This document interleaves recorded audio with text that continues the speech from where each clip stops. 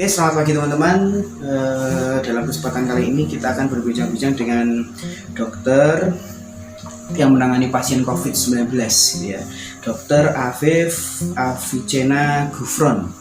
Mungkin dokter ini dia yang jadi garda terdepan karena memang menangani para pasien COVID-19 di Solo, gitu, di salah satu rumah sakit di Solo, ya. Tugasnya mungkin dokter Afif langsung saja ke pertanyaan ya, untuk sebenarnya bagaimana dok perasaan dokter ketika pertama kali harus diminta atau ditugaskan ikut menangani COVID ini dok. Jadi bagaimana juga perasaan dokter waktu pertama kali ikut terjun langsung ke dalam ruang isolasi seperti itu dok, menangani para pasien COVID ini dok. Jadi di sini aku merasa sangat antusias ya, bersemangat banget ya dalam menangani hal ini karena situasi ini emergensi, artinya sangat penting banget, dimana kita berhadapan dengan sesuatu yang nggak terlihat, makanya sangat semangat. Tapi ini kayak dua koin gitu ya, dua sisi mata koin, dimana yang satunya kita bisa sangat tertular, terutama kita yang langsung berhadapan dan memeriksa serta menangani pasien, dan juga tapi di satu sisi ya peran kita di sini sangat dibutuhkan. Oleh sebab itu sangat bersemangat tentang menangani pasien dari corona ini. Sebagai seorang dokter yang menangani pasien COVID kan tentunya ada banyak prosedur yang harus dilalui dok. Nah mungkin untuk prosedur itu seperti apa dok? Dokter harus melalui berapa tahap setelah memakai APD, mau melepas APD, kemudian setelah melakukan perawatan pada pasien, itu sebenarnya ribet nggak sih dok, atau banyak nggak tahapannya melewati A sampai Z itu supaya keluar dari ruang isolasi tetap steril seperti itu dok? Ribet apa enggak? Ya sangat ribet ya, pakai apalagi lepasnya. Terus kalau ditanya tadi nyaman nggak? Ya memang nggak nyaman banget ya. Jadi bisa dibayangin aja ya. Jadi kalau kita mau pakai, kita harus ganti baju yang bersih dulu, terus pakai scrub atau baju yang jaga gini. Terus habis itu kita menggunakan gaun baju operasi gitu. Habis itu nggak berhenti sampai situ ya, kita harus menggunakan alat-alat khusus ya. Yang pertama mulai dari glove yang steril, baik itu glove yang biasa, glove steril, terus pakai kacamata ataupun kacamata pelindung untuk mata kita. Terus kita juga menggunakan N95 di sini, N95 khusus. Lalu masker bedah seperti ini. Belum sampai situ aja, kita di situ disarankan menggunakan yang namanya adalah hazmat atau overall juga bisa ya. Ini untuk melindungi seluruh bagian tubuh kita. Ini kita masukkan semua biar terlindung dari seluruh bagian dari atas sampai bawah. Nose cap-nya juga jangan sampai lupa, melindungi buat rambut, buat kepala. Prosedurnya memang sangat ribet. Di situ ada pelindung sepatu juga, cover shoes ataupun pakai boots ya di situ, yang anti air.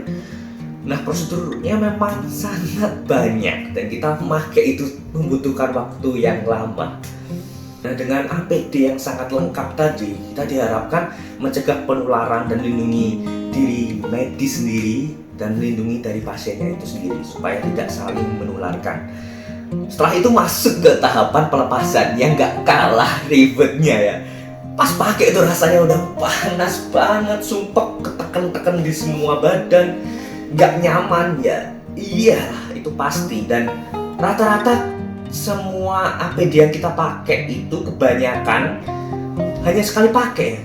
Jadi bukannya tidak tersalurkan bantuan-bantuan dari teman-teman saudara-saudara semua, tapi ya kepake terus dan butuh lagi di situ. Bayangin aja satu pasien itu butuh berapa orang yang untuk menangani dan membutuhkan APD yang terus-terusan berganti. Untuk pelepasan sendiri metodenya hampir sama, cuman kita memiliki beberapa ruang-ruang khusus dengan bilik-bilik khusus di situ.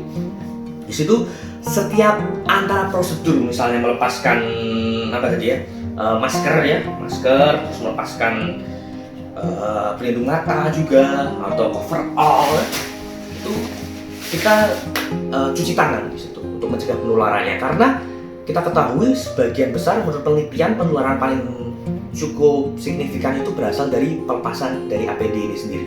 Sehingga pelepasan APD ini memang sangat vital dan berbahaya, perlu diperhatikan betul. Tapi kalau sudah mengikuti prosedurnya dan sudah paham, ya itu bisa ditekan angka penularannya dari situ. Setelah memasuki beberapa bilik, terus kita melepas satu persatu dengan urutan tertentu, kita disarankan untuk mandi. Setelah mandi, melewati beberapa ruang lagi, cuci tangan, baru kita bisa keluar. Seperti itu. Oke dok, mungkin ada saran untuk masyarakat dok agar corona ini bisa segera berakhir gitu ya, karena seperti kita tahu ini kan banyak sekali masyarakat yang masih abai dengan nggak mau memakai masker, nggak mau jaga jarak gitu dok. Jadi mungkin ada himbauan atau saran untuk mereka dok agar bisa lebih menjaga gitu untuk corona ini tidak menyebar dan pandemi ini segera berakhir. Nah, di sini aku mau nekanin banget ya, untuk N95 dan masker bedah dan APD jenis lain yang semakin lama semakin langka, itu bukan karena para donatur menyumbangkan dan nggak sampai, itu benar-benar sampai ke kami semua. Tapi sekali bayangin satu pasien itu membutuhkan berapa banyak APD, dan APD itu rata-rata hanya sekali pakai, jadi butuh terulang kita butuh pasokan lagi. Sehingga aku mau ucapin terima kasih sekali lagi untuk semua donatur yang udah dengan ikhlas menyumbangkan sedikit hartanya, sedikit apa yang mereka punya dalam bentuk APD untuk kami pakai dan untuk menangani pasien. Jadi untuk masyarakat umum beneran jangan panic buying, panik terus beli sesuatu yang nggak diperlukan gitu.